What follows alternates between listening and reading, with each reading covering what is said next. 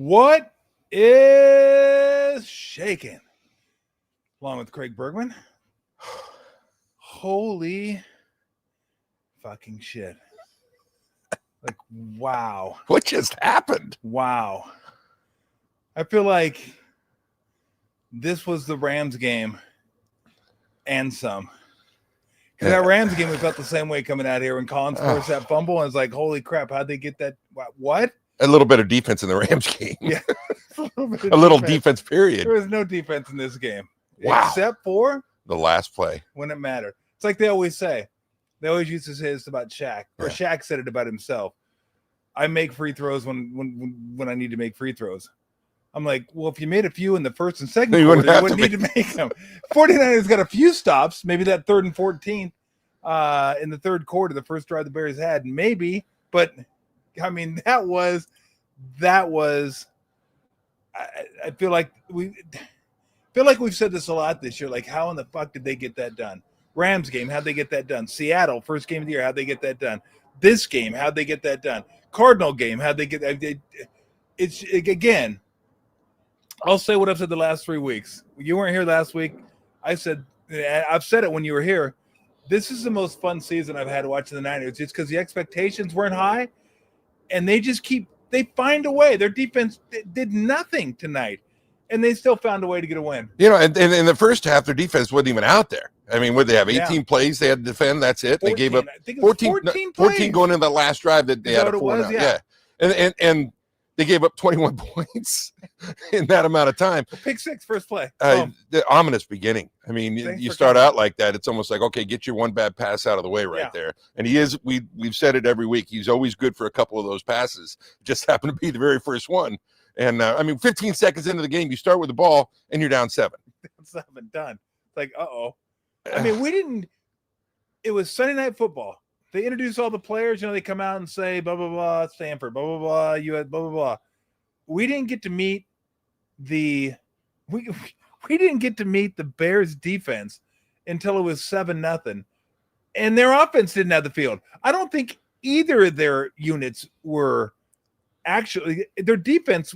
Anyway, it was just, I'm like, this is just the whole game. I mean, it's ominous beginning in both ways. You lose Trent Williams on the very first play. Yeah, Trent Williams. Just running down the interception because of the pick. He pulls a hammy out for the game. And, I mean, I can't say enough good things about the guy who took his spot. I mean, he did a wonderful job. Yeah, whoever you are, you're really good. I mean, we had to keep looking for his name, and he was fantastic in the run game and in the pass game. Oh, there's your Saturday game. Niners Seahawks Saturday night. I told you. Yeah. Yeah, you didn't believe me. I didn't believe. Well, my app didn't have it on there. My app didn't have it on there. So Saturday night, 5:00, Seahawks. That'll be for the number 1 seed. Let me just make sure one thing. If I'm working that night, that's going to be a bummer. I love doing Warrior games, but that would suck. We're not going to talk Warriors tonight. My daughter would be like distraught if I had to do it. So they play. I know they come home the 5th. Friday, the 9th. Oh, No, you're talking the 3rd. The 3rd. The 3rd. That's this Saturday. I do have a 7:00 game. I'll get to watch some of it then. Yeah, they do have a game Friday and Saturday. Sons of bitches. They got me. I'm going to be calling the game like this. What a game. Yeah. I'll be texting you. Yeah, So you keep. I'm sure you will. I'm sure you will. Where do you start? I get to start with Purdy. Purdy was unbelievable tonight. How about that one play? He looked like a magician. I mean, those are the types of things you've seen. Look like Mahomes doing stuff exactly. like that. There it is, right here. I mean, just amazing play out in space. The way he kept his play alive. I mean, he's up, he's down, he's back through he shoots through the hole right here, right back through the hole. Amazing. And then to find Juszczyk in the corner. I mean, that was ridiculous. Everything he did tonight was good. I mean, with the exception of the first throw, he was perfect. Yeah. And what was that dance? The Dougie. There you go. Yeah. Bergie's got it now. He's practicing his Dougie. He was perfect. I mean, the decisions he made, how he got rid of the ball on time, I mean, they put some pressure, but he stayed in the pocket, used his feet when he had to, and he really spread the ball around. I mean, guys were. I mean, I don't know. I don't know exactly how many guys caught the ball, but got to be 6 or 7 guys touched the ball tonight that he threw. And he didn't focus on one guy. Yeah. And, it was funny. I thought when he first did that, Steph Curry came to mind. Yeah, because there's this play that Steph Curry, when Steve first took over the team, he has a 3-pointer hit against the Clippers, and he was dribbling all around through guys, front, and then he backed up, and the guys were going this way. He went this way, and then he shot a 3, and Steve had his hands on his head like this, and then he made it. And he goes, that's when I realized he's different. I probably just got to get used to some of that. And that's what it reminded me of, because it's just like, there's no way this is going to work. When he was scrambling, I was like, if you just get it off and throw it away, that's fine. That's fine. Or run it right there. Run it. And all of a sudden, there's like a little opening. He finds it, and it's like, oh, maybe he can score. And then he just finds youth check. I was like, what? He's played like an MVP player the last 3 weeks. He has. And but I mean, for those people that say, you know what, they made a mistake paying him all that money. Look what Mac Jones did. Yeah. Mac Jones doesn't do that. No. Mac Jones is not making that play. That's not any. It's not. I'm not taking shots at Mac Jones. Mac Jones was fantastic, and I think Mac Jones proved in the right system he can be a starting quarterback in this league. But I mean, for those that just want to say this is all about Kyle Shanahan and it's all about the players, like, come on, like this wide receiving group and Tonjes instead of Kittle, this isn't a top 15 like skill position group outside the running backs and McCaffrey. Like, and he's still making it work and getting it done. Now that was insane. Well, and you mentioned McCaffrey. It's no secret now. If they're going to be successful, they've got to run the ball effectively like that in the upcoming games. I mean, the last 2 weeks, they've had by far their 2 best running games. I mean, McCaffrey went for 150 tonight, 145. Last week he went over 100. 2 weeks in a row, their offense has just been absolutely clicking. And it's you got to look at the run game. I mean, beforehand, what we say, they averaged 3.4 per carry. And the last 2 weeks, it's probably been upwards of 5.5 and putting themselves in, second and short. I mean, how many times did they have the ball tonight, 2nd and 5?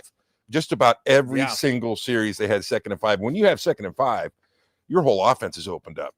And you're not forced to throw the ball. You're not forced to run the ball. You can do a little bit of everything. And they did. And Shanahan was clicking tonight with his play calling. I mean, let me see what an impressive showing. 6.1 yards per carry. And then if I can pop it up here on his game log, I'll just figure it out. I went to Arizona. I know math. 25 carries, 140, 4 receiving, 41 yards there, 181 total yards. So last 2 weeks, he's been 44 for 257. 44 for 257. About 5 a carry. Yeah. Yeah. About a little over 5. Yeah. No, over 5. I mean, the running game's been fantastic. And that's the one thing. So Trent Williams goes out and the offensive line did really well tonight. I mean, really well. You mentioned that one blitz that they picked up seamlessly. It's coming off the left-hand side for the defense, right-hand side for the offense. And they just passed it off, and it was like they didn't miss a beat. Like, not a beat. They were really, really good. I mean, they ran this well. McCaffrey ran this well, and give him a lot of credit. A lot of it was a 46-yard run, which was amazing as well. The 2 cuts he made on that. But the fact that they were able to pass protect and run block the way they did without Trent Williams, amazing job by the offensive line tonight. I mean, amazing job all the way around. I mean, and defensively, they had their mistakes, but Chicago's been good. I mean, Chicago's really good. People haven't given them enough credit all year. I mean, the winner of this game had probably the inside track, possibly for the first seed. Yep. If people didn't realize that Chicago could have been the first seed had they won this game. Now they obviously can't, but a huge win. I mean, absolutely huge win, and that makes next week's game that much better. Yeah. Too bad you can't watch it. I'll be doing Warriors Jazz. I'll be ready to go. It's funny because I'm going to go in there, and so I'll pregame at 6:30, games at 7, which is weird. We don't usually have 7 o'clock Saturday games. I'm not sure if it's on TV. I don't know what the deal is. All weekend games are like 5:30 games, but I missed the Maverick game because I was sick. I was sick all week. Anyway, that's neither here nor there. But yeah, the game will have started. Usually I go in there and tell everybody, like in the booth, don't tell me the score of the game. but then everybody's watching Yeah, it. you're not going to get away with it next week. I've been able to sometimes, and I will try so I can come home and watch it. But if it works, it works. If it doesn't, it doesn't. But it just the fact that they're in this position is pretty cool. But so they ran the ball against the Colts, who are a very good run defense. Ran the ball against the Bears, not a great run defense, but still they ran the ball against the Bears, and Purdy was outstanding. I mean, again, you miss Kittle. Run game didn't miss a beat. Tonjes comes in. What would the stat you just put up? What do you have? Seven catches tonight? Well, 5 catches? And they talked about it all night. He had 22 or 24 catches when Kittle was out. And then he had 2 when Kittle was back. Yep. And then he turned right back around, was able to take over. They ran a lot of the same plays that they've been running for Kittle. Yep. He doesn't have that breakaway speed, and 60 and a touchdown. He had a terrific game, and he run blocked really well. And that's one of the things that they talked about, losing Trent Williams, losing Kittle in the run game, and to still come out and have 173 yards rushing at halftime. That's amazing. That's absolutely amazing. And the special teams, the punter finally got to punt and earn his money. Yeah, Morstead's alive. Morstead is alive. His family will be very happy to know. He's living. What do you have, 2 punts tonight? He had 2 punts tonight. My son Gavin told me that he made $200,000 in the time that he last kicked. So he made $200,000 for free, basically. Nice. It's good work if you can get it. So total yards 496 for the Niners, 440 for the Bears. So over 900 yards of offense in an NFL game's ridiculous. It's ridiculous. I mean, the score will tell you that, right? I mean, you get 42-38. So, I mean, it just, again, an amazing game. And this is probably the ride they're on from here on out. Because the defense is what the defense is. And I'm sorry. You can nitpick about the defense. I already saw somebody jumped in and said no pass rush.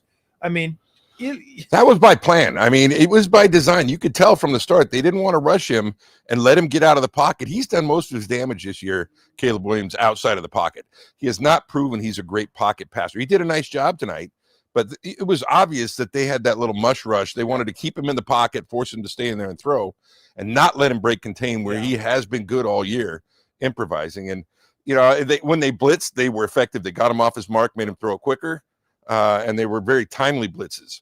And effective blitzes. Salah's not much of a blitzer. Yeah. And I thought he picked and chose well the downs that he did blitz. Yeah. Although, to be fair, when they're trying to get to the quarterback, sometimes it looks like a mush rush. Yeah. Because they haven't had a pass rush much this year. But, I mean, look, I know this has happened a while ago, but you have to keep acknowledging Bosa's out, Warner's out, Williams is out. Like, they're missing dudes. You're missing your first-round draft pick.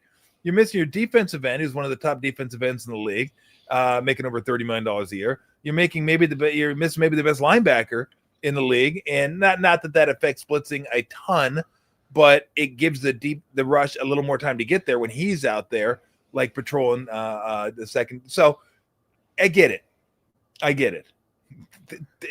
Just this is the way it's going to be. Okay. These guys ain't turning into the fucking 85 Bears. They're not getting to the quarterback. That's not who they are. They don't have the personnel to do it. You may have a game or you may have a couple series here or there where somebody's getting to the quarterback, where Huff gets rolling and everything, but it's not who they are. It's not who they were brought in to be. It's just what they have to deal with right now. And I also want to mention, look, Green didn't play in this game, one of their starting DBs. Stout went out of this game as well. So these guys are dealing with a lot on defense, a lot. And it showed. But, man, the offense, especially what they did with that Williams. And, again, I don't know if I love it because I love watching Purdy, and I just think he's so much fun to watch, and he's really good. Or I love it because all the people that don't love it, and they want him to fail because they were on the side of, hey, he's okay. He's only succeeding because of all the weapons that he has. Guess what? Debo's gone. Ayuk's gone. Kittle's missed most of the year. I mean, fucking, I keep saying I don't need to say this, and I don't even necessarily want to say it, but I find myself saying it because I find it entertaining that people are still trying to find a way to knock this guy. I'm not, again, I don't know why. Well, I do know why, because they said it and they want to be right. So they keep saying it. But some of the plays he made tonight, we showed you one of them. That wasn't the only one. He made so many plays. I kind of want to go back a little bit when you talked about, Stout going down. Stout's been pretty darn good all year. And when he went down, they attacked Lucas. They attacked him, and they had 2 or 3 key first or third down possessions that they went right to him. And they converted those things. So that was a big loss when he went down. And, hopefully he's able to come back. I'm sure he's going to be in concussion protocol. But another thing about the defense is, and it's obviously looking towards the future, these guys are getting unbelievable reps. And all these guys are going to get that much better. They're young. When they get all their starters back and all the guys out there, they're going to have a lot more depth than they ever have. And, these guys wouldn't be playing, if some of these other guys had been healthy. And so they're developing a lot of depth and they're winning. And we talked about, they're going to have to score 28 points a game to win, because they're not going to hold too many teams under that. This is probably more like the type of game we're going to see.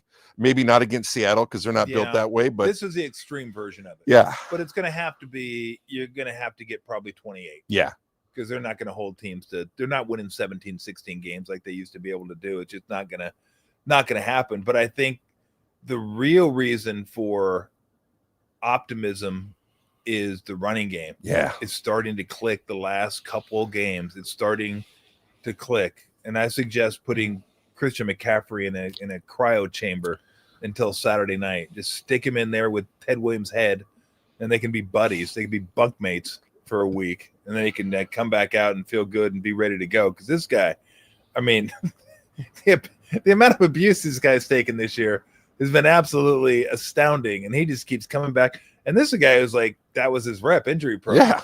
He's like the bionic man this year. He's just like, give me more, a lot of mo, got mo, let's go, give me the ball, I'm good. And they didn't even utilize him that much in the pass game tonight. 4 catches really for him is not that much. You're right. They distributed the ball. Pearsall had a really nice game. Juwan Jennings came up with a huge play at the end of the game for the touchdown. And Tonjes, I give him so much credit for just stepping right in. Hasn't played that much over the last 4 or 5 weeks. Steps right in and picks right up where they left off. And they didn't shy away from throwing the ball to him either. You'd think maybe they game plan, we're going to go elsewhere. They didn't. They went right to him immediately, and it paid off. Look, Pearsall had some nice catches tonight. Juwan didn't have a lot of catches, but he had that one big one, the touchdown that he caught. Tonjes had some. Then they went to Juszczyk. It was like Bourne had a big catch. Really spread it around. Robinson had that catch that got him down to the 2-yard line, which was a really nice. And another one along the sideline where he caught it and turned back up. And got the first down. Bourne had a couple. Like, he's just really spreading it around, and he just seemed in full control of that offense. But like, when they can run the ball, because that's always when I think of Shanahan, I always think he's trying some way, somehow, to get to 40 rushes. Like, let me try to get 40 rushes, and we're going to win a football game. Well, I think 30 even. 30 is his magic number. When he's rushed the ball, when his teams have rushed the ball 30 times, his record's something. It's crazy, like 81-3 or something to that extent when they get to 30 rushes. If they get to 40, they're probably winning pretty easily. That's for sure. And it's probably a little bit different this year just because they haven't run as effectively. And I think he has a quarterback that he probably trusts more than any other quarterback that he's coached with the 49ers. So it's just, this is what they have. They're an offensive team now. They're not a defensive team anymore. And they were his first, not counting his first year, but the next 5 years, they were defensive teams, right? They're defensive teams, field position. Let's score 24. We're going to win for sure with this defense. That's just not who they are right now. And it's not who they're going to be. Again, 900 yards of offense. That's amazing. NFL game combined. That's insane. That's college numbers. And we talked about it. It was like, who's going to blink first tonight? Who's not going to score? And or who's going to hold somebody to a field goal? And that's what ended up happening. They held them to a field goal. They scored a touchdown. Into the game. It came down to more than that. But did it surprise you at all that Kyle didn't call a timeout the last play of the game? By all accounts, Tirico was saying he was running down trying to get a timeout. Couldn't see him on the screen. I'd like to see another shot of it from the other side, whether he was running down to actually say timeout and they didn't give it to him, or he was just running there just in case. I don't know what happened, but I'm glad he didn't. Yeah, exactly. Well, it's funny because they didn't get pressure much, but they got pressure on that play. They did. They flushed Caleb out to the left, and then he had to start backpedaling. Then he couldn't find an open receiver, and then just bounced it. But yeah, that was something. You know, one of the things that for both teams, Niners and the Bears, and I see it around the league now, and it's happening so much. The big call is illegal contact downfield, and it's happening on third down. I don't understand what the league's trying to get accomplished here, because on every play that happens. Yeah. I mean, somebody on every play you watch, they show the replays, they're bumping, they're doing. I don't know why they call it one time and why they don't another. It really it's just arbitrary what they do, and it really disrupts the flow of the game. And how many times just today in this game, in other games that I watched, that drives got extended because of illegal contact. It happened at least twice tonight. Once for the Niners, once for Chicago on big downs. Yeah. And I don't know how you fix that, because your DB's got to be aggressive, and they're bumping the whole time, and I guess you just got to accept it. Yeah, I sometimes I don't know. The last one they called on the Niners, it didn't look like much. No, every play something like that happens. Yeah. Let's thank our sponsor, Fieldwork, the official non-alcoholic beer of the San Jose Sharks. Tyler Toffoli scores, gets an assist. The next day, you get 50% off your draft beer. We're both drinking Fieldwork right now. I'm drinking a Timing and Structure German Pilsner, and I think Berg's drinking a Hills and Valley. An American Pilsner. Is it American Pilsner? American Pilsner. Oh, American Pilsner. There you go. So you both got always tastes good after a win. Oh, it tastes very good. Very good after a win. So hopefully Trent Williams is back next week. Hopefully, because hammies, you never know. I mean, I've seen guys with hammies that are out 3 months. I've seen guys that are out 2 weeks. You can always tell, too. As soon as a guy reaches for the back of his legs, like, oh, God, hammy. So I don't know how much more this team can withstand all the guys that they've lost, all the stars that they've lost. Like, he was one of the last two. It was basically him and McCaffrey were the guys that, like, hung in there all season long. And so hopefully he'll be back for the game against Seattle next week. You know, hopefully he is, and hopefully Kittle is. I mean, I'm hoping I'm hoping it was precautionary to keep Kittle off the field tonight, knowing that they are going to the playoffs. Yeah. And I mean, the same thing next week. They are in the playoffs. They want the number 1 seed, and that extra week off would be huge. But at the price of losing one of those guys, I don't know what's going to be. Now, we talked about it didn't hurt him, but the stupid mistake Bethune made, grabbing the face mask. You know, that's just one of those things. And they've done that. They did it a couple weeks ago, you know, where they didn't hold their composure, and they give them a first down on that play when they have a chance to get off the field and win the game. You know, those are the little things they're not good enough defensively to let that stuff happen. Yeah. Tell everybody what you saw, because you mentioned this to me, and I thought it was interesting because I wasn't necessarily looking for it. And Berg, being a coach, sees all this kind of stuff. Tell me what you find interesting about Kyle Shanahan's running game. Yeah, what makes him effective, a run caller? I've always thought he designed some of the best plays. I don't necessarily agree with his play calling all the time, but his designs are amazing. And in the NFL, key reads from linebackers, they're reading offensive linemen, they're reading pullers, and that's what they're looking at. They're not looking in the backfield. Yeah. They're reading because the lineman will tell you where the ball's going. They ran a play tonight, and they pulled both wing backs on the right side of the offense and pulled them across the formation, which tells the defense the ball's going that way. And they actually ran a play the other way. That was a Brian Robinson. It was a McCaffrey run. Was it McCaffrey? It was an inside handoff to McCaffrey going to the right when the whole defense is going left because their key read took them that way. And he is probably the best I've ever seen at designing plays like that. You know, the thing is I don't think he runs them enough. We saw that one time, and I haven't seen that the last couple of weeks. I wish he would get back to that, because what it does is it really confuses the defense. Then they got to sit back on the heels going, are they running that play, or are they running another play? Yeah. And if you do it, you know, 2 or 3 times a game, it confuses them. Then all of a sudden they're stationary, and it's easier for a lineman to get up on them. But he does such a good job at that. And I think this has been by far his best year coaching.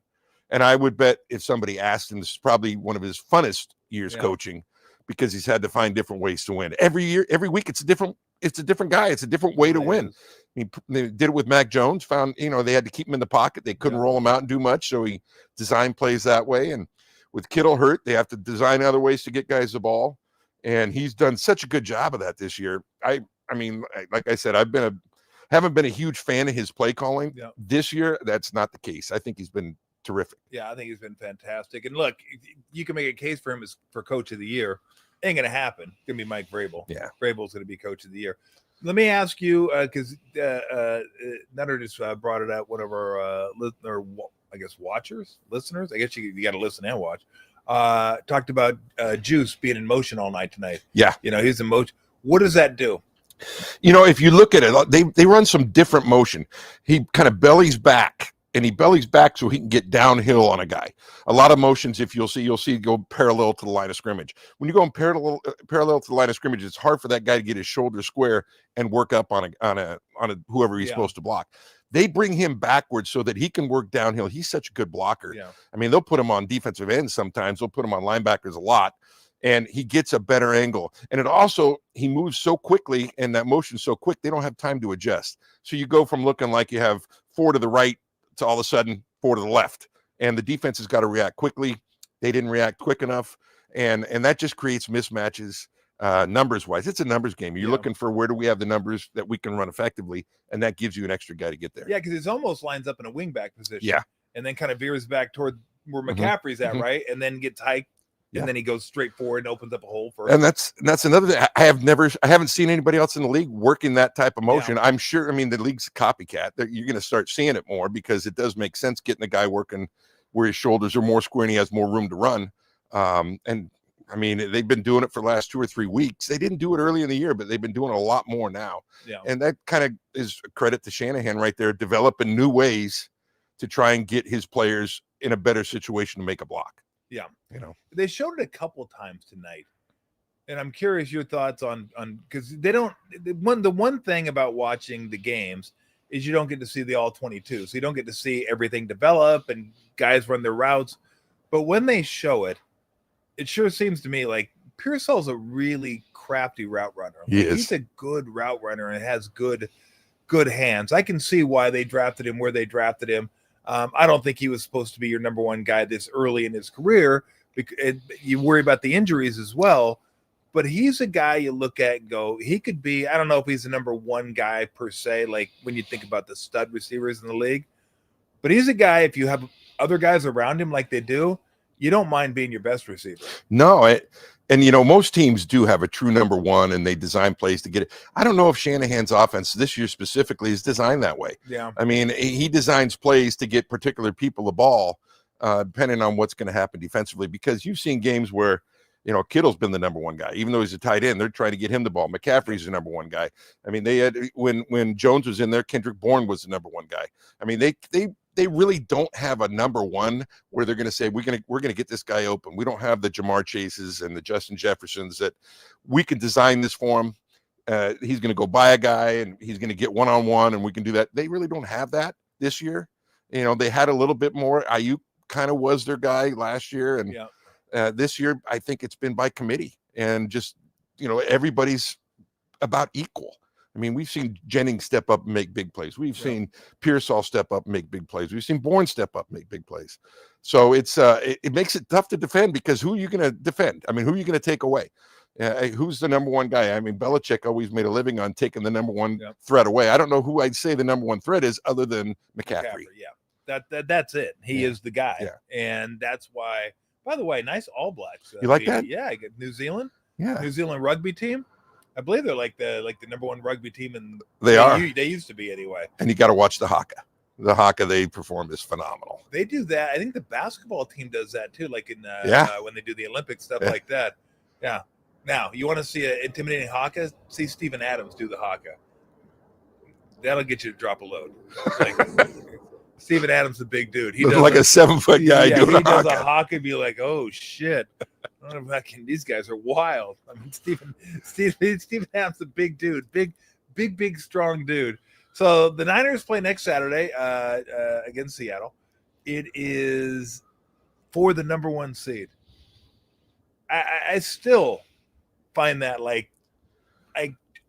it's hard to believe the Niners have put themselves in a position to play the rest of their games at home. If they win, they will not leave Santa Clara the rest of the year, no matter how far they go.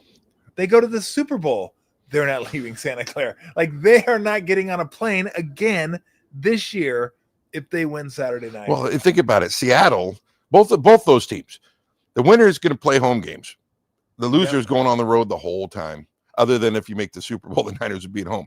But for the most part, they're going to be on the road because they're going to be the 5th seed. Yep. So whoever loses that game is going to be number 5. What about the Rams? Maybe 6. Yeah, because the Rams could be 5. Yeah. Yeah, I'm not sure exactly. I think the Rams might be number 5 if they win their next 2. Because I think they might have the tiebreaker over the Seahawks. They may. I don't know. I mean, there's so. I think they both have the same record within the division, but I think the winner of the second game would take precedent. Is that what it is? Yeah, I don't know. I don't know. I don't know tiebreakers, and I don't care. I don't care either. Doesn't matter to me. Yeah, if you're the 1 seed, I mean, look, I'm not going to say you don't want to be the number 1 seed, but I wouldn't mind avoiding the Rams if I could. The Rams. I still think, no matter who gets the number 1 seed, I still think the Rams should be favored to come out of the NFC. And I think they're the best team. And I also think that's probably the worst matchup for the Niners. Yeah, because that's not a team you really want to get into a shootout with. No, with the weapons they have when they're healthy. Their defense is also pretty good, and so I thought the first game they got some good breaks and a big play on the goal line to get that win.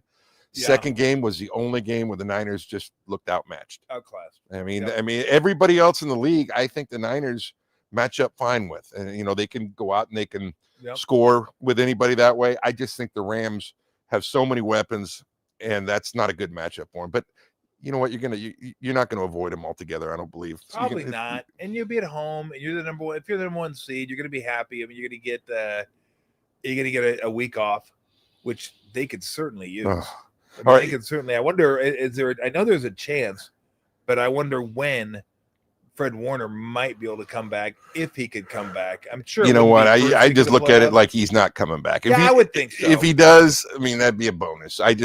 Yeah. It's. I mean, that was a rough injury, and I don't know what the rehab is for it. I mean, everybody's different with those types of injuries. Yeah. But and I would say this too: linebacker is not a place where you're like, oh my God, we need guys. Winters and Bethune can play. They can. They're fine. I mean, they're not Warner. That's a given. We know that. They lack in coverage. They do lack in coverage, but it's still a position where I'm like, okay, they're okay. Mm-hmm. They're fine.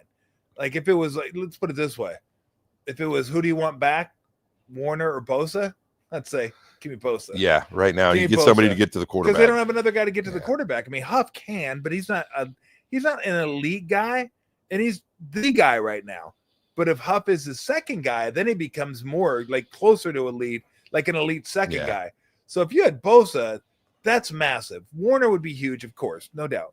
But I feel fine with Bethune and Winters. They're fine. They're like, I look at it and I go, they're not the reason they're losing. Yeah, I thought White did a nice job getting the quarterback tonight. I mean, he got good pressure up the middle. He got good push. He didn't sack him, but he forced him off his spot multiple times and forced a throwaway or a bad throw. And I think he's gotten better, and he's been a good addition. I mean, with the injuries they had, and the kid from Texas, he's got to get in better shape.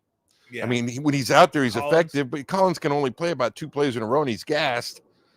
I was telling you I think he's got to drop some weight for next year. He's got to be more of a 3-down guy. He's like a 1 or 2-down guy right now. He's a massive human being. He's a massive human being, and that would be huge in the run game. Yeah, he's a massive human being. Just a massive human being. All right, you're the gambler. You know the odds. I am the gambler. What? Take a stab. What? Before the season, if I told you that the Niners are going to be in the last game, have a chance to be the number 1 seed, what would the odds be? Well, I already know what the odds were. The Niners were favored to win the division. Really? Yes, because without the injuries. Last place schedule. Yeah. Rams had to play like the Lions, the Eagles, and like tougher teams. Mm-hmm. And that's when the Niners were healthy, right? When the Niners were healthy and you thought, like Bosa's there, Warner's there, Ayuk's coming back. Like Purdy's going to play most of the season. Kittle's going to play most of the season. You looked at it and go, these guys could win the division. Like I thought about taking them to win the division. I didn't. And I'll let you know how I feel about that Saturday. But I thought about taking them, but I didn't. I think the Rams were better. I thought the Rams were better. And then I clearly thought the Rams were better when the Niners were just decimated with injuries. I'm like, okay. So the fact, like, if you would have asked me this halfway through the season, I don't know what it would have been, 4-1, 3, something like that. I mean, it would have been pretty high odds just because of who they had left. But I wouldn't have been shocked if you'd have told me sitting here in September, this is what it was coming down to. I'd have been, not by that. If you'd have told me halfway through the season, this is where they're at, I said, no, come on. Yeah. They're not going to, I mean, look, I know we've gone over this, but Seattle, coin toss at best. Yeah. Arizona, coin toss at best.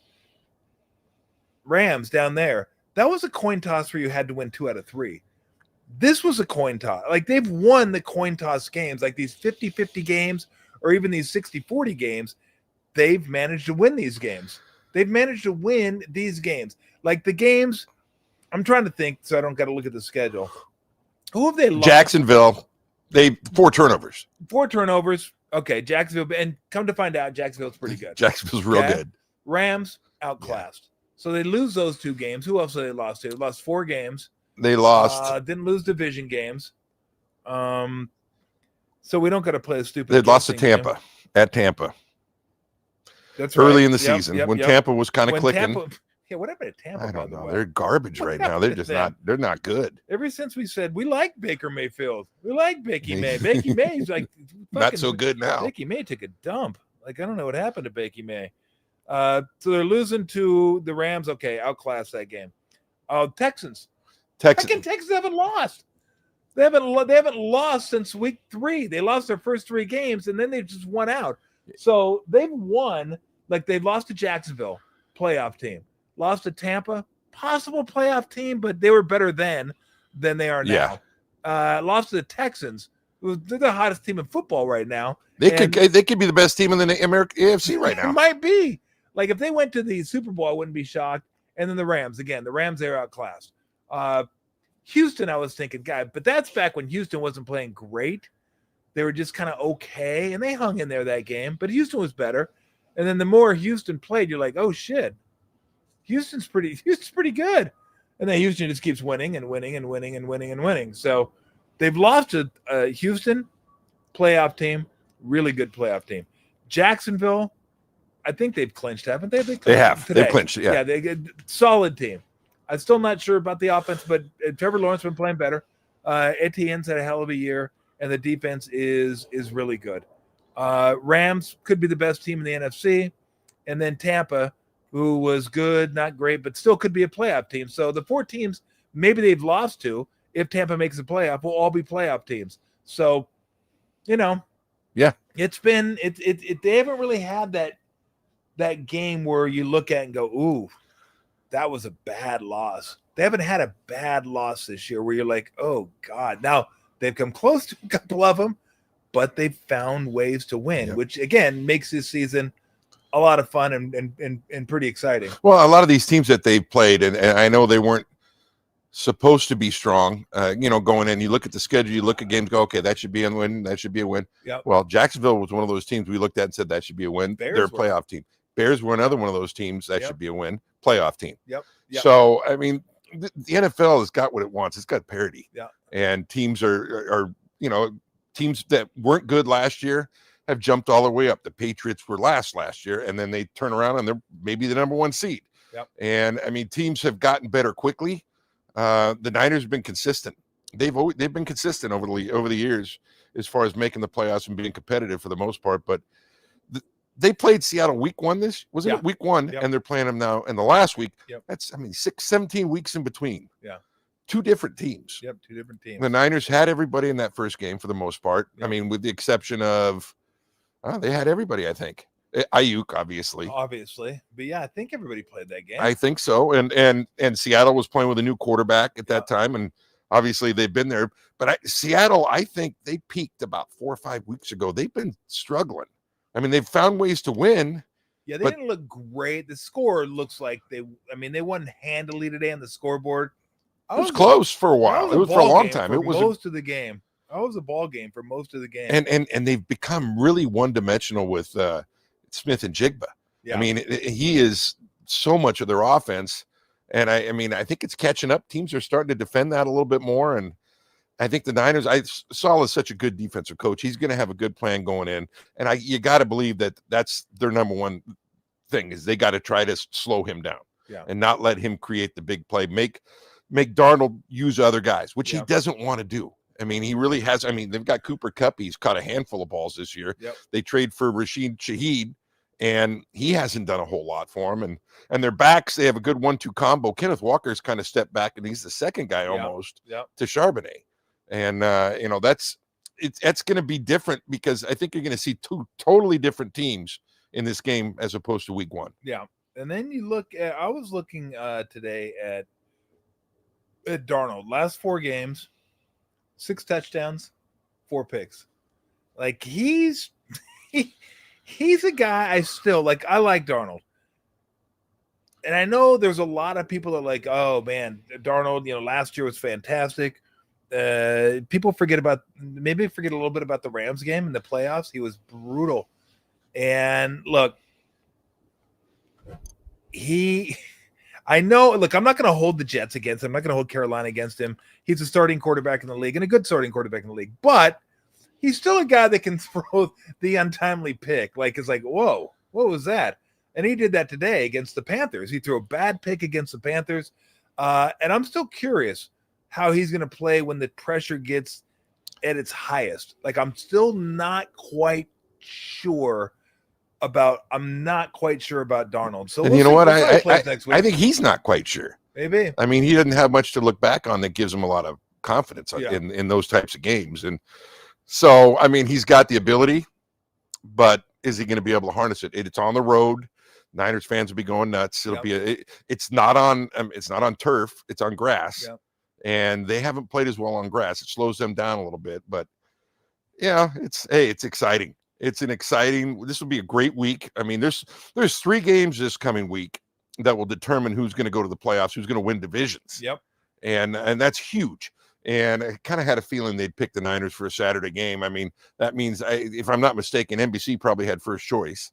Probably. And they probably picked, I didn't see it, but it's probably the Ravens and the Steelers. Probably. That's my guess. That'll be Sunday Night Football. That'll be Sunday Night Football. I'm sure it is. And then the other one is with the Falcons and the Tampa Bay. Falcons, Tampa and Carolina. Tampa and Carolina. Who doesn't like that game? Who doesn't love me? They said the Falcons are still in it somehow. They might be. Like, if they win tomorrow night, they're not beating the Rams. But if they do, I guess there's a way they can find their way in there. Like, guess it just. I'd have to look at the records again. But I wanted to say because I was just looking up Darnold's game logs, and I wanted to look up Brock Purdy's game log. The last 2 games. So the last 2 games, Purdy's 49 for 67. 598 yards, 8 touchdowns, 2 picks. That's pretty good. It's not bad. So there you go. So Panthers and Buccaneers are, you're right. Panthers Buccaneers are on Saturday as well. Oh, they're the early game. Wow. So we get double early game. And then, then Saturdays, I didn't see it, but Saturday's got to be the Ravens. That's got to be the late night flex, I would think. Yeah. Right. There you go. Yeah. And so, that'll be, that's a good weekend of football. That's a real good weekend. Well, you know what I have to do? You ever see Bull Durham? Only about 100 times. Okay. I'm going to have to go turn on the sprinklers at Chase on Saturday. Just hit the lights. Blow the lights. They're going to go, what the? Joe's going to come and go, what the fuck happened here? Why is the arena flooded? When's the last time an arena was flooded? How do we get this flooded? You kidding me? I've done this before. I'm a pro. I know the back way up to the booth. I just sneak in there. I got to time it to where I get in there at halftime. So I just walk in at half, sit in my booth, try to avoid. The problem is and I've trained my eyes not to go to the scoreboards, but you're going to hear cheers. Yeah. Like there's just no way around the cheers. So chances of succeeding, 10%. I will not text. 10%. I will not text. I won't. I appreciate it, but it's literally. I'll text you when I find out because it's 10%. Like it's not high. There's not a high probability of me pulling this off. But I'll try. I'll watch it anyway when I get back home. So, and we're gonna try to have playoff games too. So we're not gonna have a post game after that one because I got to be at the Warrior game. But we'll have, and the weird thing is 5:30. I'm just curious why a Saturday game at 7. Saturday games are always at 5:30, and Sunday games. But anyway, so be it. But during playoff games, we'll have a post game after the playoff game. So, hey, thanks for the $4.99. Appreciate it, man. You got a question? I mean, you want to ask? If you're gonna, I mean, look, you don't have to pay us anyway. But if you do, it's awful nice of you. But I'd like to get a question in for you. How about those Jaguars? Thanks. Yeah, how about those Jaguars, brother? How about those Jaguars? All right, we had comments, questions. Throw them out there. We'll take them. We'll also try to figure out why. Let's blitzing more zone. We have B players guarding A players. I'm gonna guess. I'm going to guess it's probably more complicated than that. I don't think they blitz a lot. No, they don't. And you know what? They also have field corners and boundary corners. And so they don't match up. And I think what they're asking, and I believe that's Joshua Gerlach, if I'm not mistaken. Is it really? But I think they don't match up. They don't go, okay, Lenore, you're going to be on their number one. It's more boundary and corner, and that's the way their defense is set. And if you're not blitzing, they play a lot of zone. And I mean, you do get matchup problems, and that's for sure when you're blitzing. But to me, the biggest matchup problems were when Stout went down. Yeah, because the nickel, that Lucas is not his fault. He hadn't got a lot of reps, and they utilize that, and that's what team. I mean, number 10, I can't even remember his name now for Chicago. He had a field day today. He was on the inside in the slot, and he was just taking advantage of that. But the matchups. Oh, that was Luther Burden. Yes. Yeah. But they have not been. A lot of teams do. They match up guys. Teams that play so much man, they'll say, you got him all over the field. Doesn't matter where he goes. In their system, it's not like that. Yeah. You'll see Lenore be a field corner most of the time. He's not more. He's a cover guy, and he's out there. He's going to be more on an island when you're out there to the field. They want their more physical corner to be to the boundary to help out with the run game. But that's why you see that. Yeah, got it. Is there any way, Max, we can make the comments? And should Juwan have went down at the 1 yard line? Bigger, just so I could read the name that's attached to him. I don't believe Juwan should have gone down at the 1 yard line. You score. I mean, you can't take anything for granted in this league. Pick and choose. And you were losing at the time. You're losing. Oh, look at that. I can see everything. I don't even have to wear the glasses, but I should anyway. Bill Zerkley. Yeah, that. I like that. And you know what? I probably should wear glasses too. It helps. I know. I need to get them. Lori gave me hers this week. She goes, "You want to try these?" And I go, "Oh shit!" You can see. It's like a whole new world. I go, a whole new world. I go, I should probably get some of these. I go, okay. Bears get an extra day of rest. Lame NFL. It's they're used to it. I mean, it's what are you gonna do? I mean, we were talking about this. I was like, because Berkey's like, this game's on Saturday. I go, no, there's not. He goes, yeah, there is. It says right here. I go, no, there's not. Well, like on my app that said there's no games. He goes, yeah, it's right here. NFL says there's going to be games on Saturday. I go, no. I go, the NFL wouldn't do that. They wouldn't give teams extra days rest. Well, they're giving teams extra. Well, who cares? And who cares what the Bears have if they have an extra day rest? We're not playing the Bears. No, we're playing the Seahawks. The Seahawks have the same amount of rest that we do. Davey's asking if I'm wearing a beach towel. Have another man, or have another old fashioned, Davey. I'll have you know, these are my duck shorts, and I used to wear these when the kids were in school. So I've had these for over 20 years. Loudmouth Golf. I get a lot of really fun shorts from Loudmouth Golf. My buddy Scott runs Loudmouth, owns Loudmouth. So I've had the duck shorts forever. The kids love these things. When I wore these things to pick up Weston and Walker and Haley from kindergarten, the kids went crazy for the duck shorts. They were like, those are incredible. But no, you're absolutely right. They do look like a beach towel. But you know why I'm wearing them? Not because they're duck shorts, not because I wanted to come out here in duck shorts, because I always wear shorts. But it's a little chilly out here, and they're fleece. Those are warm. Oh, they're fleece. They're so they're so toasty is what they are. They're so nice. So rain? No. Why are you going to be worried if it's raining? You can't control it. I mean, both teams got to play in it. Yeah, no. I know what you're saying. Yeah, Caleb did look good tonight. He looked really good tonight, and I think Ben Johnson's been really good for him. But to get back to the previous question, I know what you're saying. Brock Purdy has not been great in weather. He's not been the same quarterback in weather. I don't know if it's the Pat Hayden small hands. Well, it shouldn't be that. I mean, he played in so much bad weather at Iowa State. Yeah, he did. But he hasn't been great in weather here. So, but I mean, what are you gonna do? It's not like you can do anything. Why would you be worried about it? Don't be worried about it. Go about your week. You know what? And the 49ers run the ball as effectively right now as they do throw the ball. So the field is probably the best it's ever been. And so it can take the rain. And the NFL plays with so many footballs. They keep the ball dry for the most part. The rain isn't so much as bad as the wind is. Yep. If the wind is there, that's more difficult than because Purdy doesn't have the strongest arm. The hand size. The hand size. You know the only other industry where they tell you guys hand size? Porn. That's it. Porn and quarterbacks. I didn't know they did it in porn. Neither do I, but it sounded good. Todd Link told you that. Todd Link told me that. That's right. His golf movies. Why the hell is the 12-4 team, 13-3 team on Saturday Night Football, and the two teams that don't have 10 wins? I wish, Brian, I could explain. Market. Here's my guess. So who gets the Saturday night game? Is it NBC? No, ABC. So that's ABC. The Monday Night Crew. Okay, will be doing the Saturday game. So here's the thing: this isn't dictated by the NFL. This is dictated by the networks.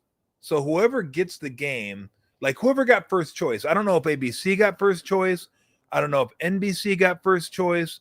I don't know who got first choice. But somebody, obviously, whatever channel the Bucks Panthers game is going to be on, that's still a nice game because it's a playoff game. Whoever wins that game continues on. Whoever doesn't, whoever loses out. And the other two, just because you're a better team, has nothing to do with the price of anything. Yeah. It's who gets better ratings. The Pittsburgh market and the Baltimore market versus the Bay Area market and Seattle market. And Lamar Jackson and Derrick Henry and Aaron Rodgers.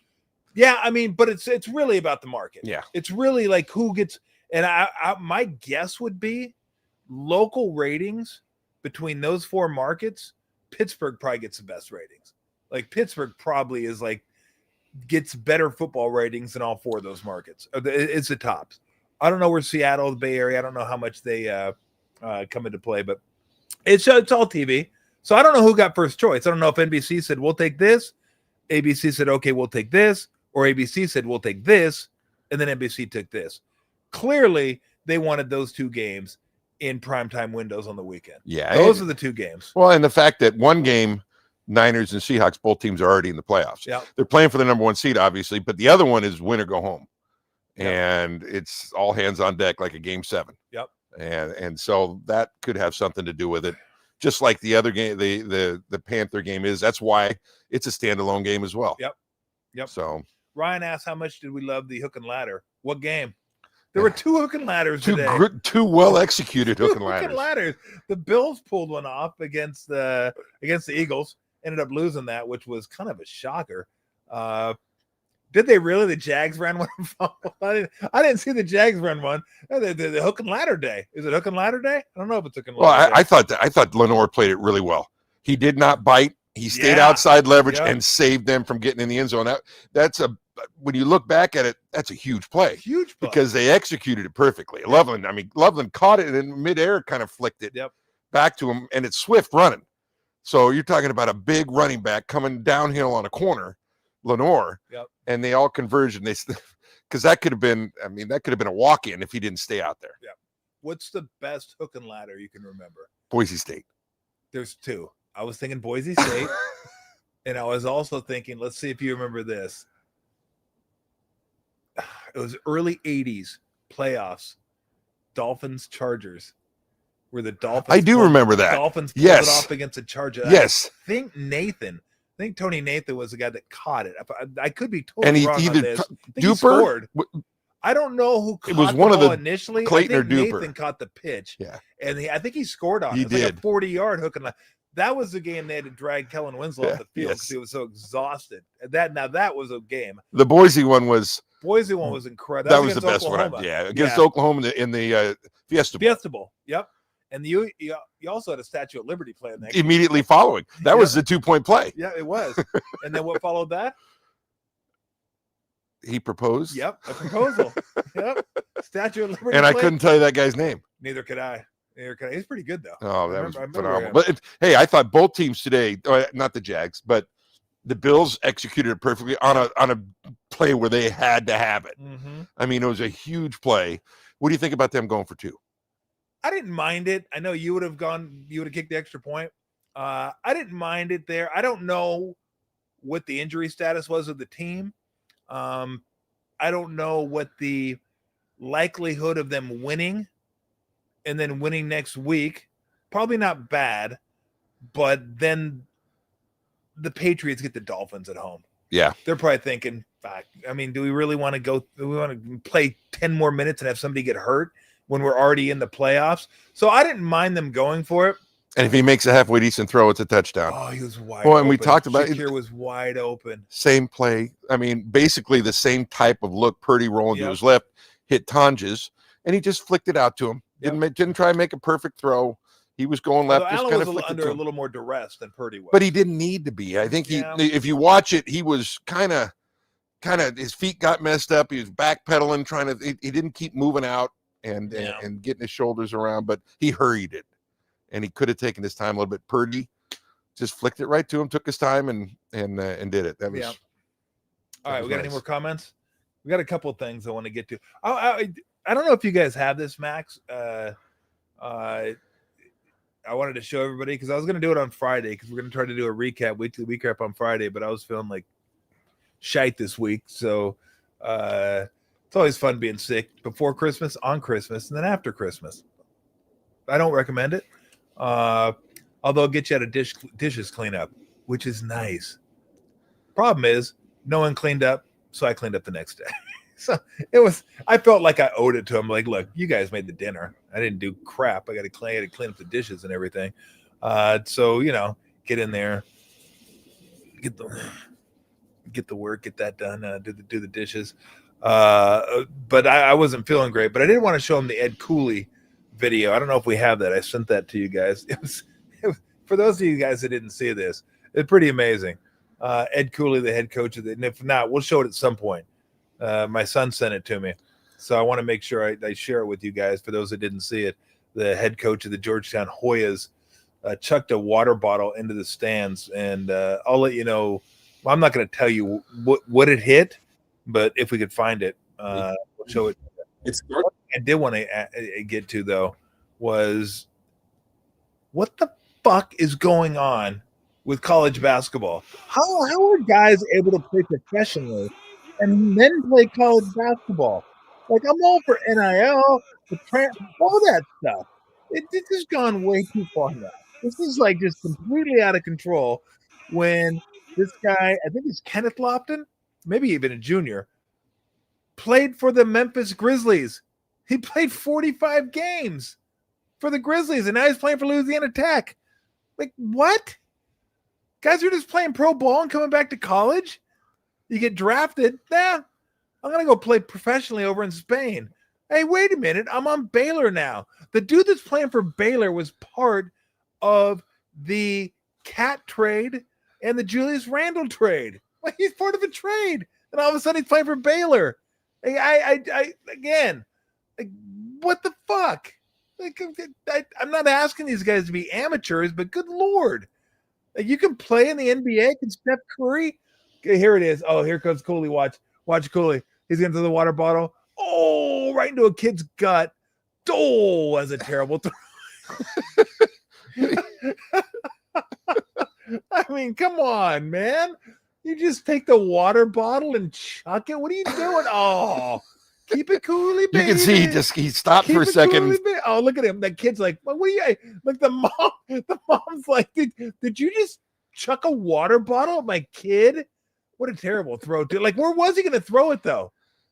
Did he mean to throw it? Did he like... The kid just got drilled. Oh, man.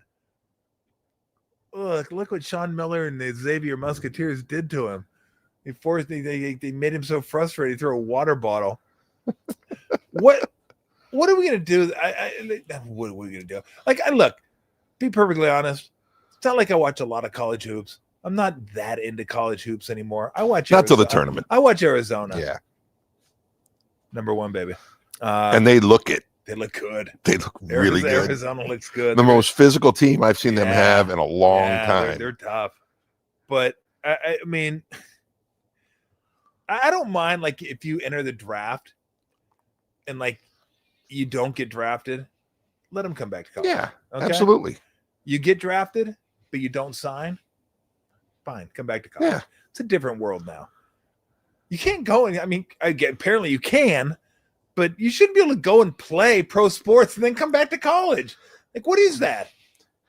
I don't know what they're trying to accomplish with that. I mean, are we going to have, free agents in the NFL that go out and make a team and realize, hey, wait a minute, I'm on a rookie contract only making $400,000, $500,000. I can go back to college and make more than that. Yeah. So I'll just leave. Yeah. I don't know. I don't even know. And I get caught up on this because I understand it's not amateur sports anymore. It just isn't. It's more like professional sports than not. But it's almost like the NCAA is a pro league. So think of the NBA as the Premier League. Mm-hmm. College basketball like is the championship league. And then you have like different divisions and tiers and all that. And they're all pros. They're all getting paid, and you can just bounce around between these leagues. But the problem is, there's still an amateur aspect to college athletics and college basketball because you're affiliated with a school. That's a college. Yeah. So I don't get it. I don't get it. Like the Lofton one was the one that hit me. It's not the first one, not the only one. There's about 4 or 5 guys now. But I looked up. I was like, bro, I saw that dude play. I called one of his games. He was playing for the Grizzlies. And I looked it up. Sure enough, 45 games. 45 games. Is he going in as a freshman? What's he have? Fuck if I know. I have no idea. Yeah, that's a little I have no idea. Well, the NC2A has kind of rubbed its hands they don't clear of everything. They don't want to be sued. They don't want to be sued. They don't want to go. My question is now, what do they do? When's the last time you enter the draft again? Can you play in college and go, I want to be drafted again. I'm going to enter the draft. I didn't like the team I got drafted Can you enter the draft for the second time? It says right here. A former Grizzly player returns to college after winning MVP and averaging 25-point double-double in China. So he's the MVP in a China league too. Making good money. Making money. Obviously not as much as he's going to make at Louisiana Tech. There it is. There it is. That's exactly what I'm looking at. Jeez. Yeah, I don't like. I feel like we're being duped. I feel like this is like a website that's like everybody's going to be like, that's not true. But everything I keep reading, it's like, yeah, it's true. I'm like, I just. Well, I still don't understand what the NC2A's purpose is right now. When's the last time you've seen somebody that's on a team declared academically ineligible? Never. No. They play. And now with the transfers, they don't have to govern transfers, and they're not governing NIL. Yeah. What is the purpose of having an NC2A? They actually just need to secede from that, and they need to govern themselves. I mean, why have the go-between? The NC2A is just collecting the money, all that money from the tournament. Yeah, all the NCAA does is run the basketball team. That's it. That's it. That's it. And they collect all that money from that tournament, and that's enough to pay for everybody. I guess. I mean, again, I don't know. I don't know. I'm so lost on all this, and I understand it comes down to money, and it comes down to NCAA not wanting to be sued. What does this mean for football? I don't know. Like, Diego Pavi is going to be a 35-year-old with 6 kids playing quarterback for Vanderbilt, or somewhere. Like at some point, and I know everybody like wants a job and everybody deserves to work, but fucking leave. Like, just go. Like, give somebody else a shot at it. Like, maybe all these coaches should just say, look, bro, you're over 25. We're not bringing you back. Problem is, if you're good, guess what they have? They have mortgages too, and they want to win and they want to keep their job. So if you're good, they don't care how old you are. They'll pay you. They'll bring you to their school. They don't care if you're like that dude on Hulu. Who's the dude? Chad Powers? We're going to have Chad Powers coming back and playing college football. We may have a Chad Powers coming. We do have a Chad Powers coming back and playing NBA. Like, they in college basketball. They're the real Chad. Like, we thought that was a funny thing. Eli Manning doing the Chad Powers thing, going back to Penn State, quarterback, and now they did a TV show on it. I don't know the guy's name. I like him. He's a good actor. He was in Top Gun, the most recent Top Gun. I like his movies, and he's playing like Chad Powers. But like, when I saw that, I go, oh, that's funny. That's kind of cute. Yeah, whatever. Fucking, that's what it is now. Like, we have a bunch of Chad Powers coming back to play college sports. And like, I don't know. They're not going to go backwards. I don't see how they can change it now that they've opened it up. They did it ass backwards. They should have started out, okay, we're going to do NIL. Here's the limit. You can do this. Okay, let's work into it. They just said, oh, and no holds barred, whatever you want. Yep. And so I don't know how they're going to take a step back and change that, because it's ruining it. Well, look, here's the thing. Everything went from these guys deserve to get paid. Everybody agreed with that. Yeah. Right? They're making billions of dollars now in college football. And they're making money in college basketball, mostly because of the tourney, but college football runs everything. So they're like, these guys deserve some money. Yeah. They deserve name, image, likeness. So we should be able to pay them. Okay, we get that. A guy's on your campus, you sell his jersey, he gets paid. He endorses a fast food place, should get paid. You're using his picture for promotional, should get paid. So that turned into, okay, now let's use this pay for play. Let's start paying high school guys to come to college. This isn't going to be what you've done now that you're on campus. It's going to be, this is what we're giving you to get you to campus. And then that turned into, okay, well, we should just be able to transfer whenever we want to too. So guys, what they're doing is, okay, this is my job. I'm probably not good enough to play in the NFL or NBA. Let me just keep putting my name in the transfer portal every year. And I don't care if it's good for my career. I don't care if the system's good for me. I don't care if the coach is good for me. Whoever pays me the most money is where I'm going. And I don't care if I graduate. I don't care if I graduate. I just want to stick around. I want to stick around a long time and make as much money as I can. I want to say that's complete bullshit. That's not what it's supposed to be. But now you've turned it into closer to pro sports. Yeah. And so when you do that, then it's hard to say, well, you can't pursue a livelihood. That's where we're at now. We're kind of stuck. It's like, it doesn't feel right. It doesn't seem right. I don't think it is right, but it's where we're at. And I'm not sure what you can do about it. I wish that they had left the high schools alone and said, you know what, recruiting is going to go on as it always has. No buying of players. Now, to keep players, then I say, okay, you know, this is a kid that's come, he's performed, he's a guy that we want, and we want to keep him. We should be able to pay him.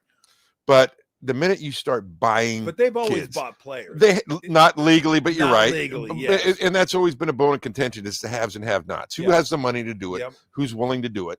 And it, you know, those teams in the South have Texas. They have so much money that they're going to go out and buy players. And I wish that they had kept the high schools out of it and left recruiting alone. Go out, and that way you got to work to get your players, and then to keep them, okay, then you got to pay them. And I wish they had done that, but they haven't done that, and it's not going to go back. I don't think. Oh, look at this stat. This fits right into what we're talking about 20 minutes ago.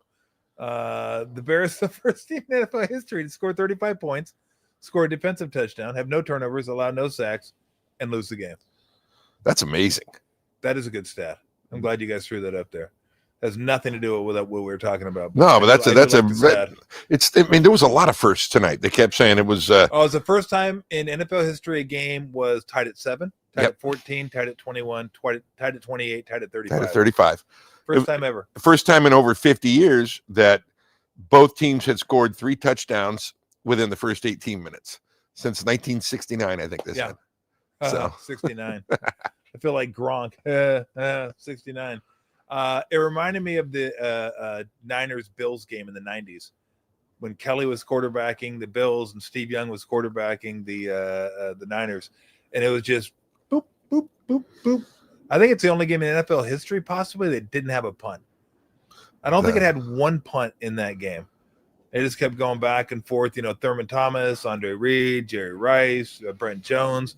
And I think Pete Metzelaars was part of that game. Pete Metzelaars. I don't know why I remember that game, but I remember that name. But I remember was Steve Tasker. Yeah, part of that. Probably Steve Tasker, Don Beebe, the great Don Beebe.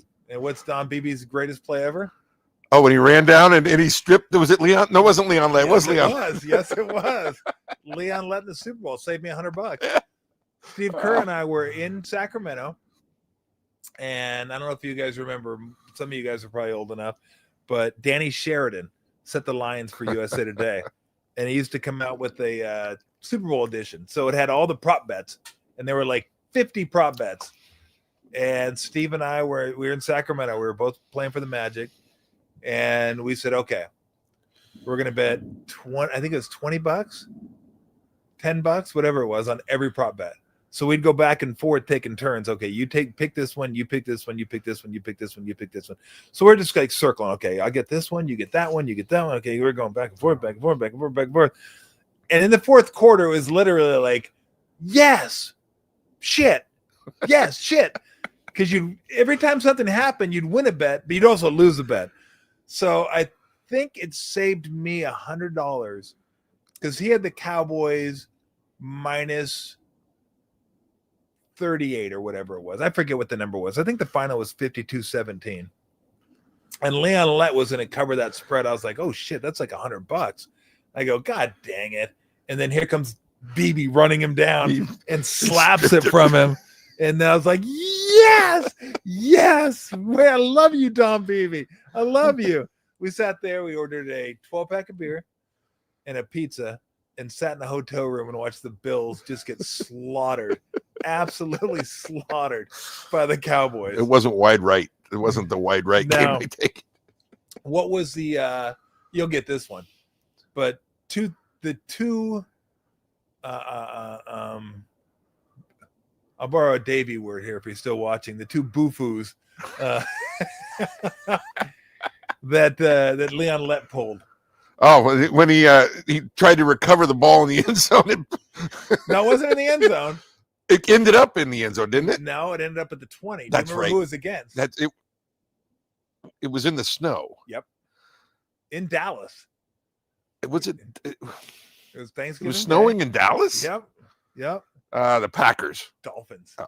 It was the Dolphins. Dolphins and Cowboys. I remember the play. Yep. And he had two bonehead plays. Blocked, and he goes and tries to recover it. And he slides into it, knocks it.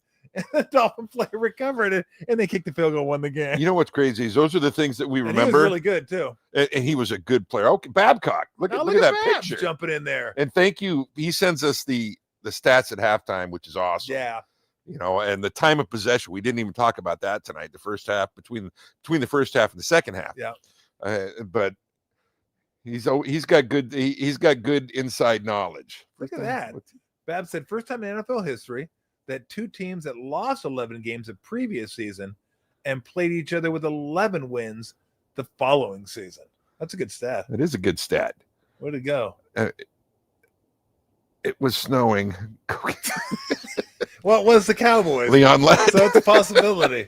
It was the Cowboys. So that's a good call. I like that. I like that call. Yeah.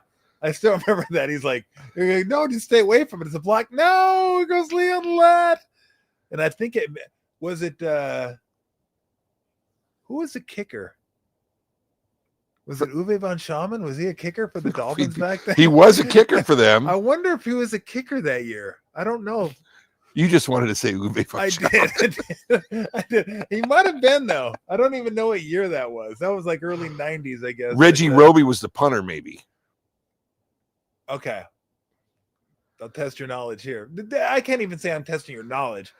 But what was the one thing, other than the fact he was black, because there was no black punters back then? I know exactly what it was. What was it? His leg. His kick. Yeah. Okay, two things. His kick. Remember his kick? His leg would go up above it. I mean, and he kept the other foot on the ground. Yeah. And his feet would like go whoop. Like, I can't even do it. Not a chance. He was flexible. Okay, but what was the other thing about him that was like different than any other punter? Okay, we got we got skin, we got melanin, and we got the flexibility, keeping the leg on the ground. Reggie Roby. No, Marquette King was way after Reggie Roby. Marquette King was only a few years ago. Yeah, he was for the Raiders, but Reggie Roby was way back when. Reggie Roby, what face mask was his face mask? He didn't have the face mask that went up. He wore the watch. Oh, that's right. He did wear a watch. He wore I don't know watch. if that's legal anymore. I don't know. I didn't think it was legal back then. I don't think it was. It's like, who was the watch? Was he like time? Like time? Hang time. Like kick it. Okay, here we go. Hey, he was good though. Oh, Reggie Roby was really for a long good. Time. Really good. I want to say I'm about 20% sure on this one. You go to Iowa? I have not a clue. Not a clue on that one. I don't. All right. How about the best punter quarterback combos? He doesn't seem like an Iowa guy to me. Give me some.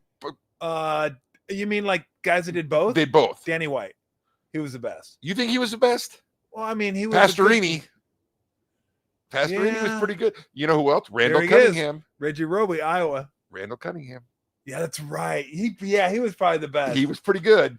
There you go. See if you can find a picture of Reggie Roby wearing a Dolphin uniform with his watch.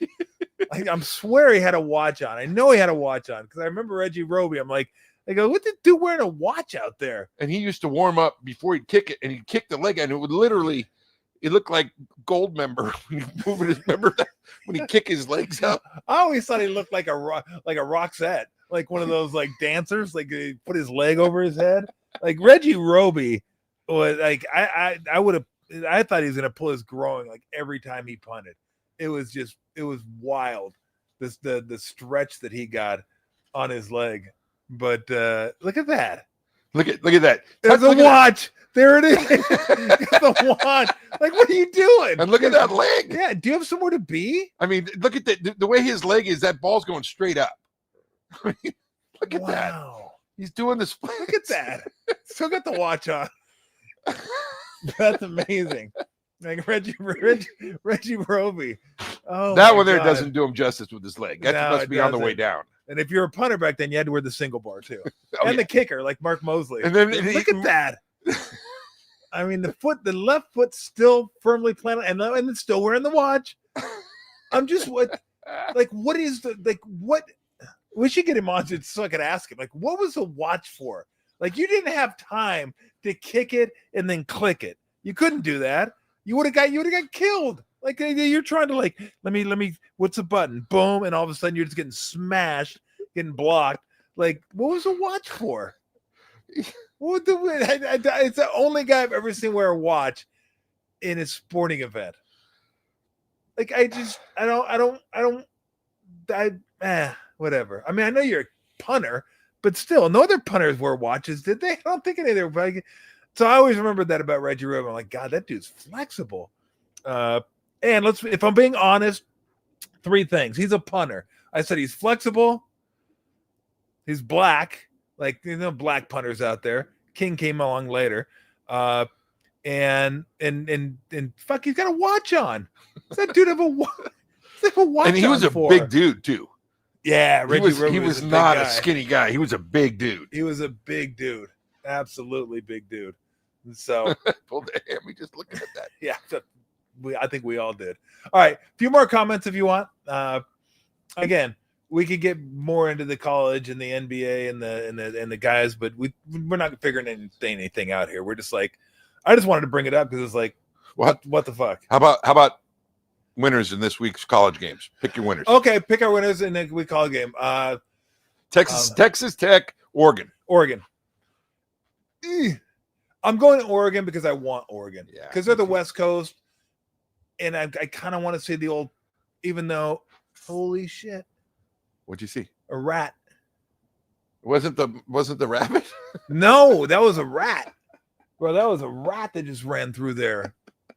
Oh, is that behind me? I don't see him. He was up there. Just as long as he stays out, just stay out there. Don't be coming in my garage. I gotta fix my weather stripping down there. I like Oregon. They got the receivers back. They got a stable of running backs.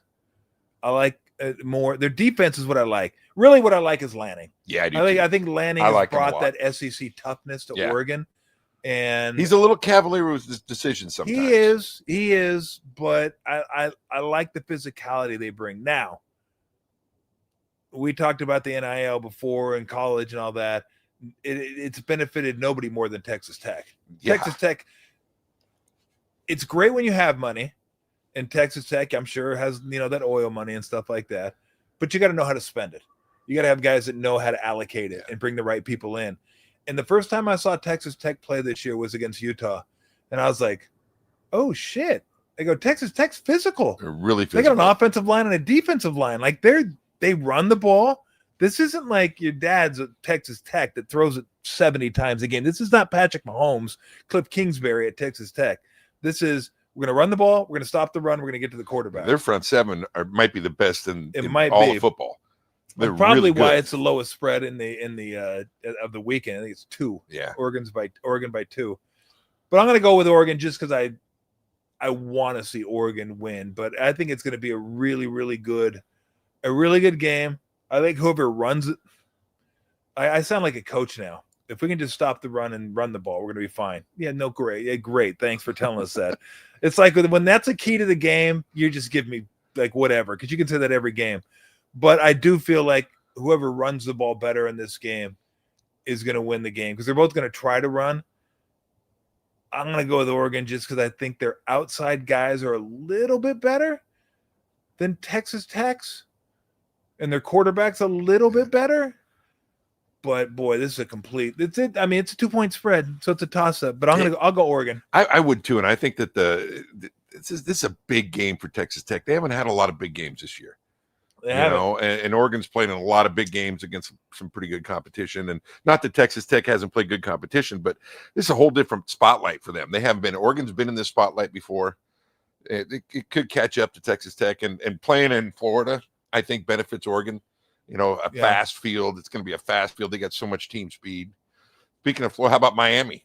Miami against Ohio State. Ohio State in a runaway. Yeah, I don't know in a runaway because I like Miami's defense. I think Miami has a good defense. Beck is just too inconsistent. Yeah, he's okay. He's okay. That one, what's the wide receiver, Tony? Yeah. He's good. He's good. He's electric. He's a freshman. Yeah, and if he can get loose and do some stuff, maybe. But, yeah, I just think Ohio State's – they're going to be too good. They're going to be able to score enough, and I think their defense is going to shut them down. I mean, look, Miami did nothing offensively really against A&M. Nothing. And Ohio State's offense is going to be more diverse than A&M's offense. Even though Miami, I mean, look, give Miami credit. They went to A&M and won that game. That's not easy. No. Kyle Field. A&M's good, too. They have over 100,000 there. Yeah. So, I don't know. Like, the spread's 9. I'd be tempted to try Miami. Probably won't, but I like Ohio State. Where is that game?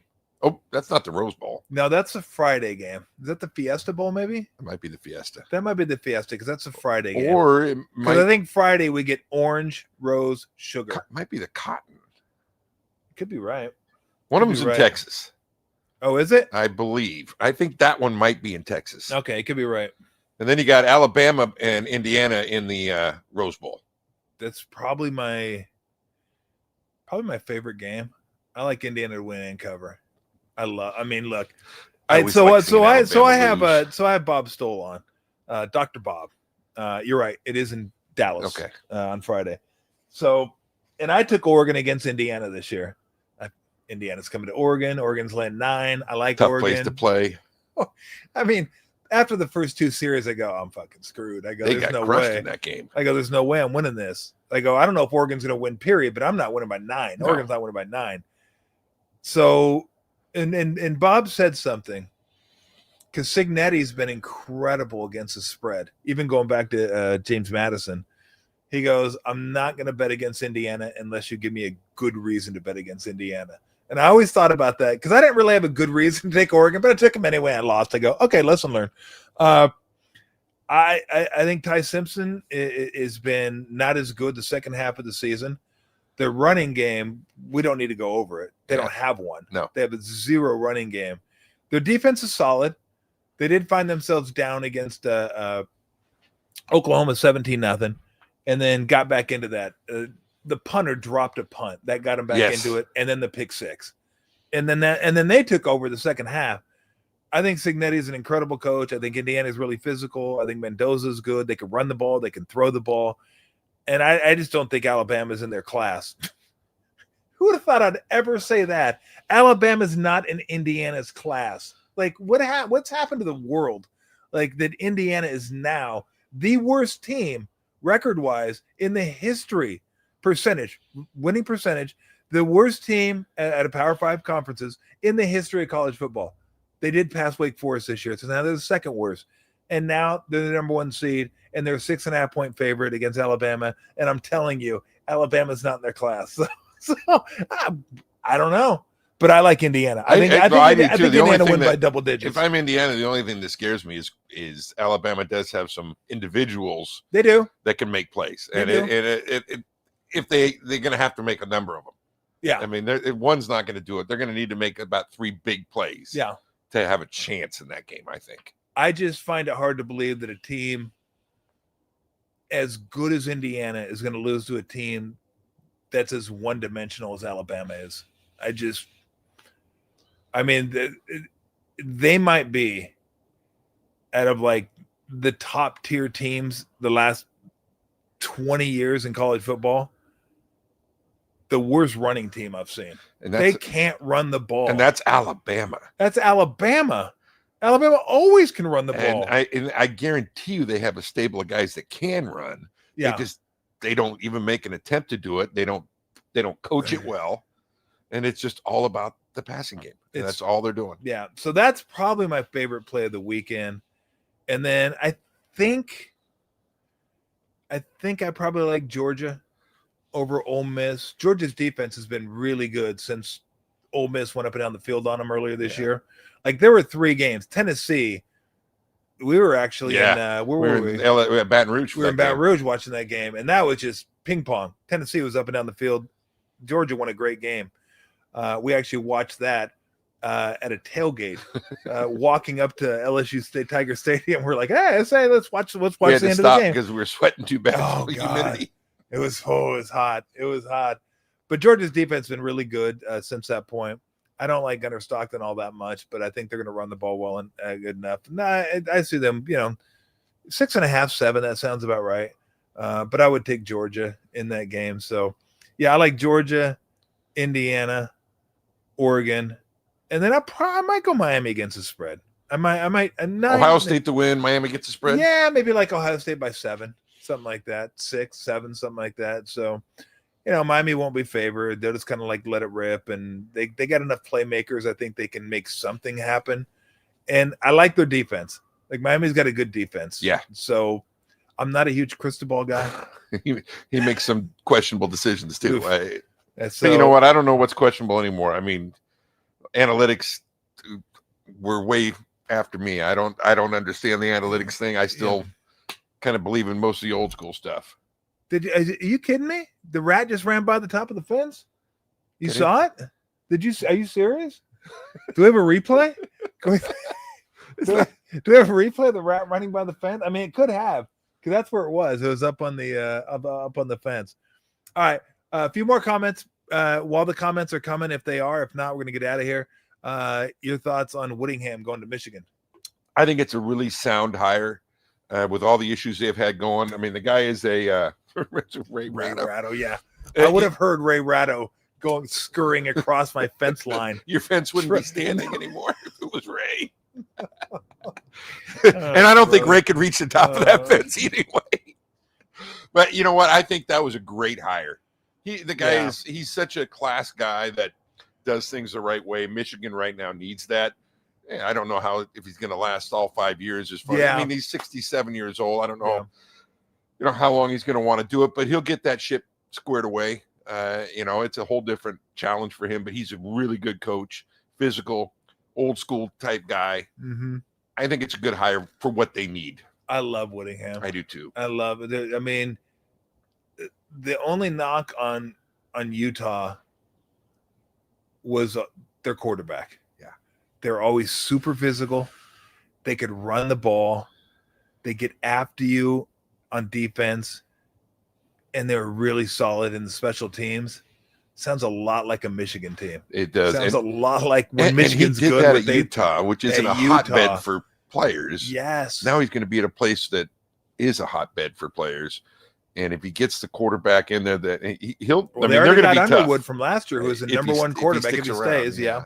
I mean, they're going to be tough. They're going to be sound. They're going to tackle well. They're going to get after you, and they're going to be just physical. Yeah. And that's Big 10 football. Yeah. Well, Big 20 football, whatever it is. Big 18, Big 22. If I'm the Big 10, my job just got tougher. Yeah. Because Whittingham's coming and Matt Campbell's coming to Penn State. And Matt Campbell, what he did at Iowa State. Remember when we went to school? Like Iowa State was like, they're like fucking Kansas awful. State. They were Indiana. They were Indiana. Like Indiana. They were Indiana. Like, they were terrible. Just terrible. The only thing I remember about them was Troy Davis. That's right. He set every record there was. He was like 5'7". Yep. And he set every running record there was, and that's all they ever had was him for all those years. Yep.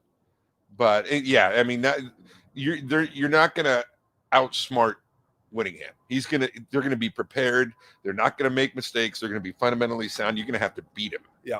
So, and he's probably not going to have 7 assistants that got arrested. No, I don't think Harbaugh. So. How is that even possible that Harbaugh has that many assistants that have run afoul of the law or the NCAA or something like that?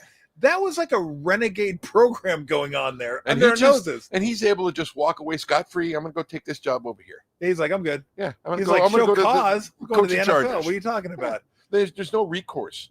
That's kind of a problem that they've got to address. Yeah. And it happens in basketball too. Oh yeah. I mean, just go to the NBA. Yeah, exactly. You got Connor Stallion going down the sidelines. Well, you got the guy downloading pictures of the co-eds. That dude too. He's in jail for like 30 years. That was his defensive coordinator. They were co-defensive coordinators, him and Sharon Moore. That's a good combo, right? That's an incredible combo. Be proud of that national championship. Be proud of it, Michigan. Because you are Big Todd. You are Michigan men. They are Michigan men. Oh my God. What I mean, wow. I mean, who knew? I mean, probably they knew. I had no idea. I was like, oh yeah, wow. What? Oh, Connor Stein. Okay, that's like a rogue guy. Yeah, it wasn't rogue. Ooh, didn't sound like it was rogue. Sounded like there's a lot of that going on. All right, any more comments? We got 1 or 2 more before we get the hell out of here. I think that propane might. I'm gonna have to get. Am I gonna get propane for like each new show? I don't know. Have you changed it? No. Is this thing? Did it go full speed right there? Oh yeah, because it was yeah. Damn, we might be running through one of these things like per show. Can't do that. Well, I guess we can do that. Maybe we will do that. And so, all right, we're gonna get on out of here. We will be back.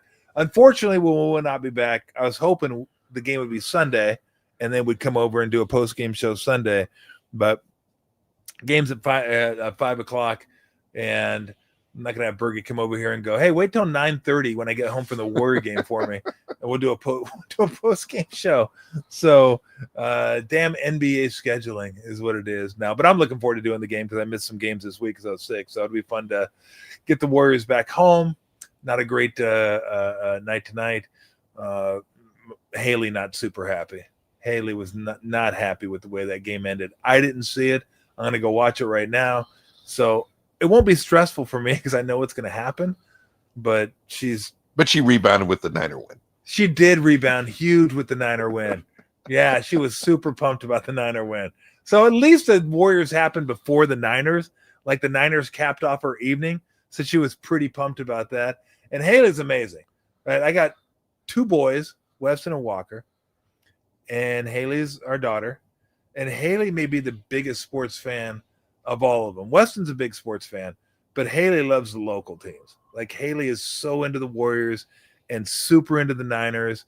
I told you guys, like when the Niners lost to the Chiefs in the Super Bowl, like she was like crying. I'm like, what?